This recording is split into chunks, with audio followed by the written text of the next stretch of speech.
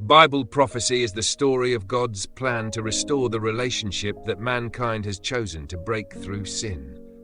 To understand Bible prophecy, we have to start at the very beginning.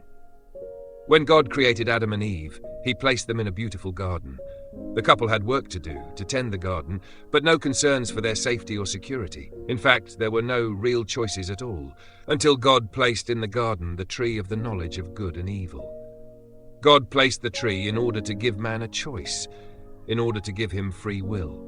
Man could choose to obey God and continue the relationship, or he could choose to disbelieve God and disobey. Adam and Eve had to choose God, because without choice there is no relationship. God said that in the day they ate of the tree they would surely die. The serpent begged to differ. He said, "You will not surely die." Who told the truth, and who lied? You know the story. Eve ate the fruit and then gave it to Adam, and their eyes were opened. This was not miraculous or magical. It was the natural consequence of disobedience. Before this choice, Adam and Eve felt no vulnerability. They had no concern for their well-being. But now they had knowledge of what good had been like and how evil feels. The threat of God's consequences hung heavy over them, and they were ashamed and afraid of being killed, so they sought to protect themselves. Did Adam and Eve die the day that they ate that fruit?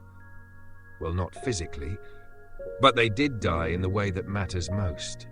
They were alienated from God. They died spiritually when they were removed from the garden and forced to contend with a world that did not respond easily to their tending. Romans 6:23 says that the wages of sin is death. Romans 5 verse 12 says that sin entered the world through one man, and death through sin, and death spread to all men because all sinned. If the curse of Adam was physical death, then God lied and the serpent told the truth, because Adam and Eve did not die physically that day. But Adam and Eve were put out of the garden the very day that they sinned.